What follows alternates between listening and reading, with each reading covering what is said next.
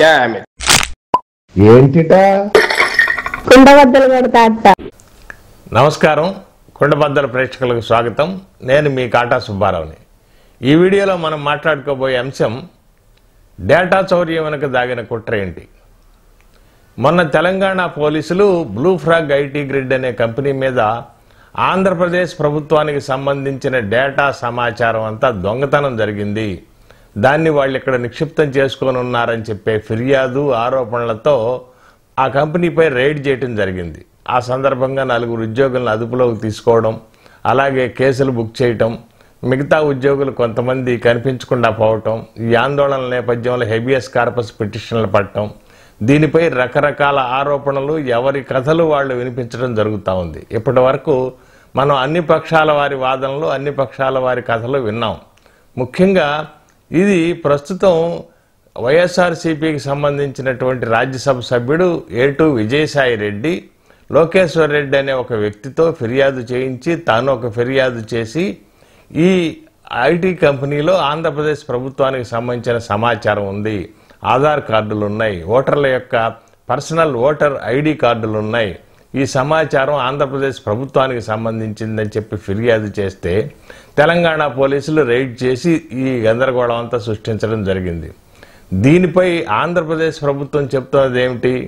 వీరి కథనం ప్రకారం అది ప్రభుత్వానికి సంబంధించిన డేటా కాదు, ప్రభుత్వానికి సంబంధించిన డేటా మొత్తం ఆర్టీజీఎస్లో సీఎం డాష్ బోర్డులో ఉంటుంది, ఇది వైఎస్ఆర్సీపీకి కూడా అందుబాటులో ఉంది, దీని ఆధారంగానే వాళ్ళు అనేక ఆరోపణలు అవి కూడా మా మీద చేస్తూ ఉన్నారు, కాబట్టి వాళ్ళు ఇది మా పార్టీకి సంబంధించిన ప్రత్యేకమైనటువంటి డేటా, ఇది తెలుగుదేశం పార్టీ యొక్క వ్యక్తిగతమైనటువంటి సమాచారం, దీన్ని వాళ్ళు ఒక కుట్రతో ఒక ఉద్దేశం పెట్టుకొని దురుద్దేశంతో దీని చౌర్యానికి పాల్పడ్డారు, దానికి ఈ రంగు పూశారు, దానికి తెలంగాణ పోలీసులు సహకారం అందించారు. మరి ఇప్పటికే చంద్రబాబు ఆయన తనయుడు లోకేష్ ఆరోపిస్తున్నటువంటి మోదీ జగన్ కేసీఆర్ల కూటమి కుట్రలో భాగంగానే ఇది జరిగిందని చెప్పి వాళ్ళు చెప్తా ఉన్నారు. అసలు ఇంతకీ ఏది నిజం? తెలంగాణ పోలీసులేమో ఆంధ్రప్రదేశ్ ప్రభుత్వానికి సంబంధించిన డేటా చౌర్యం జరిగిందని చెప్పి దాడి చేశామని వాళ్ళు చెప్తున్నారు. మరి వచ్చిన ఫిర్యాదు కూడా అదే. మరి ఫిర్యాదు చేసింది ఎవరు? ఆంధ్రప్రదేశ్లో రాజకీయ పార్టీకి సంబంధించిన రాజ్యసభ సభ్యుడు, అతని అనుచరుడు. మరి వాళ్ళు తెలంగాణ పోలీసులకు ఫిర్యాదు చేయటం ఏమిటి? ఆంధ్రప్రదేశ్ ప్రభుత్వానికి సంబంధించిన డేటా చౌర్యం జరిగితే మరి ఆంధ్రప్రదేశ్ పోలీసులకు కదా ఫిర్యాదు చేయాలి, వీళ్ళు కదా వెళ్ళి రైడ్ చేయాలి, అవసరమైతే తెలంగాణ పోలీసుల సహాయం తీసుకుంటారు, అది వేరే విషయం. కానీ అలా జరగలేదు. మరి ఇలా జరిగింది. ఇలా జరిగింది దాని మీదట సహజంగానే అందరికీ అనుమానాలు రావడం సహజం. అసలే ఇప్పుడు ఫార్మ్ 7ని వైఎస్ఆర్ కాంగ్రెస్ పార్టీ ఆంధ్రప్రదేశ్లో తీవ్ర దుర్వినియోగానికి పాల్పడుతుందని చెప్తూ దాని మీద అనేక ఎఫ్ఐఆర్లు కూడా నమోదవుతూ ఉన్న సందర్భంలో మరి గంపగుత్తగా ఫార్మ్ 7 అప్లికేషన్లు పెడుతున్నటువంటి కొందరు వ్యక్తులను విచారించినప్పుడు అసలు తమకేం తెలియదని తమ పేరుతో తమ డేటాని చోరీ చేసి లేక తమ కార్డుల్ని డూప్లికేట్స్ చేసుకొని మరి ఎవరో చేశారు ఈ పని అని చెప్పి వాపోతున్న సందర్భాలు కూడా మనకు తెలుస్తూ ఉన్నాయి.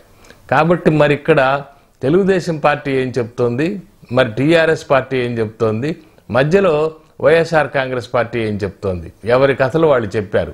తెలుగుదేశం పార్టీ చెప్తున్నది ఏమిటంటే, మాకు సేవామిత్ర అని చెప్పి ఒక బృందం ఉంది, అందులో తెలుగుదేశం పార్టీ కార్యకర్తలు ఉన్నారు, వాళ్ళు దాదాపు 17,000 మందికి పైగా ఉన్న వాళ్ళ యొక్క సమాచారం, వాళ్ళ ఓటర్ ఐడీలు కానీ వాళ్ళ ఆధార్ కార్డులు కానీ వాళ్ళ యొక్క ఇష్టపూర్తిగానే మేము సేకరించుకొని వాళ్ళందరితో పార్టీ ఇంటరాక్ట్ అవ్వడానికి, ఎన్నికల నిర్వహణలో వాళ్ళని భాగం చేయడానికి మరి మేము సేవామిత్ర తరఫు నుంచి ఒక యాప్ తయారు చేయాలనుకుంటున్నాం.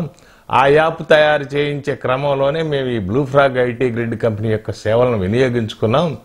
ఆ కారణం చేతే దీనికి సంబంధించినటువంటి సమాచారం ఉంది. మరి కొంతమంది వ్యక్తుల యొక్క వ్యక్తిగత సమాచారం, ఆధార్ లాంటివి, ఓటర్ ఐడి కార్డులు లాంటివి గంపగుత్తగా ఒక సంస్థ దగ్గర ఒక వ్యక్తి దగ్గర ఉండటం నేరం అని చెప్పే కారణంతో మీరు గనక రైడ్కి వెళ్ళినట్టయితే గతంలో సుప్రీంకోర్టు తీర్పులు కూడా ఉన్నాయి. ఆయా వ్యక్తులు ఇష్టపూర్తిగా తమకు సంబంధించిన సమాచారాన్ని ఎవరికైనా సమర్పిస్తే, ఎవరికైనా ఇస్తే, ఎవరికైనా హ్యాండ్ ఓవర్ చేస్తే అందులో ఎటువంటి తప్పు లేదు, అది నేరం కాదు అని చెప్పి మరి ఈ సందర్భంగా ఆధార్కు సంబంధించినటువంటి ఒక కేసులో వచ్చిన తీర్పులను కూడా ఉదాహరించి వాళ్ళు ఆంధ్రప్రదేశ్ ప్రభుత్వానికి సంబంధించిన సాధికార మిత్ర అని చెప్పి ఒక గ్రూపుని, సేవామిత్ర గ్రూపుని, ఆమె రెండింటి మధ్య తేడా తెలియక వైఎస్ఆర్సీపీ పొరపాటు పడింది అని చెప్పి మరి తెలుగుదేశం పార్టీ ప్రతినిధులు చెప్తున్నారు. అయితే ఇక్కడ పొరపాటేం పడలేదు, వాళ్ళు ఒక ఉద్దేశం పెట్టుకునే దొంగతనం చేశారని చెప్పేది కొంతమంది వాదన. మరి తెలంగాణ ప్రభుత్వం వైపు నుంచి కేటీఆర్ కానీ ఇతరులు కానీ వాళ్ళు చేస్తున్న వాదన ఏమిటంటే, ఇక్కడ వచ్చిన ఫిర్యాదుని ఇక్కడే విచారిస్తాం, అవసరమైతే తర్వాత ట్రాన్స్ఫర్ చేస్తాం, జయరాం కేసులో ఏం జరిగింది, హత్య హైదరాబాద్లో జరిగింది, మరి శవం ఆంధ్రప్రదేశ్లో దొరికింది, ఆంధ్రప్రదేశ్ పోలీసులు హ్యాండ్ ఓవర్ చేసుకుని విచారణ ప్రారంభించిన తర్వాత మరి హత్య తెలంగాణలో జరిగింది కనుక కేసును ట్రాన్స్ఫర్ చేశారు. ఈలోపే తెలుగుదేశం పార్టీ నాయకులు ఉలిక్కిపడి వాళ్ళు భుజాలు తడుముకొని మా మీద రకరకాల ఆరోపణలు చేస్తున్నారు తప్ప ఇందులో నిజమేమీ లేదని. కానీ మరి ఈ ఐటీ సంస్థలో ఉద్యోగుల్ని మాయం చేశారు అన్న ఆరోపణలతో హైకోర్టులో దాఖలైన హెబియస్ కార్పస్ పిటిషన్లో హైకోర్టు అడిగిన ప్రశ్నలకి పోలీసులు సరైన సమాధానాలు చెప్పలేక నీళ్లు నమలటం, కాసేపు అరెస్ట్ చేయలేదంటాం, కాసేపు నోటీసులు ఇవ్వలేదంటాం, మరి మేము సాక్షులుగానే వాళ్ళని విచారించామంటాం. మరి సాక్షులైతే ఎందుకు అరెస్ట్ చేశారు అంటే మేము వాళ్ళ గురించి సమాచారం సేకరించడానికి మాత్రమే తీసుకెళ్ళాం తప్ప అరెస్ట్ చూపలేదంటాం. మరి వీళ్ళనైతే రేపు ఉదయం కోర్టులో హాజరుపరచమని ఇచ్చిన ఆదేశాలతో పాటు కేసు డైరీని స్వాధీనం చేయమని కోర్టు ఆదేశించినప్పుడు కేసు డైరీలో వీఆర్ఓల సంతకాలతో తెల్ల కాగితాలు ఉన్నాయి. ఇవి ఎందుకు ఉన్నాయని అడిగితే పంచనామా చేసుకోవడం కోసం మేము తీసుకున్నామన్నారు. పంచనామా చేసిన తర్వాత స్థానిక వీఆర్ఓ సంతకం పెడతాడా, లేక ముందుగానే తెల్ల కాగితం మీద పెడితే ఆ తర్వాత వీళ్ళు ఇష్టం వచ్చిన పంచనామా అందులో రాసుకుంటారా? ఇది గందరగోళానికి దారితీసి పోలీసులకు దురుద్దేశాన్ని కోర్టు స్వయంగా ఆపాదించి ఆగ్రహం చెందటం కూడా జరిగింది. మరి ఈ సందర్భంలో అసలు ఈ డేటా చౌర్యం నిజమే, ఇది తెలుగుదేశం పార్టీ యొక్క సమాచారం అని తెలిసే వైఎస్ఆర్సీపీ వాళ్ళు ఈ రకంగా తెలంగాణ పోలీసుల ద్వారా దాన్ని స్వాధీనం చేసుకోవాలనుకోవడం వెనక ఉన్న ఉద్దేశం ఏమిటి? ఎందుకంటే ఇప్పటికే వాళ్ళు తెలుగుదేశం పార్టీకి ఓట్లు వేస్తారనుకున్న వాళ్ళయి అనుకూలురైన వ్యక్తులయ్యి ఓట్లు తొలగించే క్రమంలో వాళ్ళు రకరకాల పద్ధతులు అనుసరిస్తూ వస్తున్నారు. ఒక్కొక్క గ్రామంలో 100 ఓట్లని ఫారం 7 ద్వారా తొలగించే క్రమంలో అందులో ఒక 10-20 వైఎస్ఆర్ కాంగ్రెస్ పార్టీ యొక్క కార్యకర్తల ఓట్లు కూడా పెట్టి ఇదేదో సహజంగానే జరిగిందనిపించేలాంటి ఒక డ్రామా వేసి తర్వాత వాళ్ళు అవసరమైన వాళ్ళు ఫారం 6 ద్వారా తిరిగి ఓటు పుట్టించుకుంటూ మరి ఈ పద్ధతి తెలంగాణ అసెంబ్లీ ఎన్నికలకు ముందు తెలంగాణలో గుట్టు చప్పుడు కాకుండా జరిగింది. దీనివలన దాదాపు 20 లక్షలకు పైగా ఓట్లు గల్లంత అయిపోయాయి. కాంగ్రెస్ పార్టీ అక్కడ ఎంత వాపోయినప్పటికి కూడా దాని దుష్ఫలితాన్ని వాళ్ళు అనుభవించున్నారు. దాంతో ఆంధ్రప్రదేశ్ ప్రభుత్వం జాగ్రత్త పడటం తన వంతుగా చూసుకొని మరి దీని మీద ఉలిక్కిపడ్డారా, లేకపోతే లోపల ఉన్న కుట్రని వాళ్ళు గ్రహించారా, కనిపెట్టారా అనేది కూడా మరి ఆలోచించవలసి ఉంది. మరి ఈ సందర్భంగా చంద్రబాబు చేస్తున్న వ్యాఖ్యలను బట్టి అది పార్టీకి సంబంధించిన సమాచారం. ఒకవేళ ఆంధ్రప్రదేశ్ ప్రభుత్వానికి సంబంధించిన సమాచారం అక్కడ చౌర్యం జరిగి ఒక సంస్థ దగ్గర ఉంటే దానిపై తెలంగాణ పోలీసుల ప్రమేయం ఏమిటి?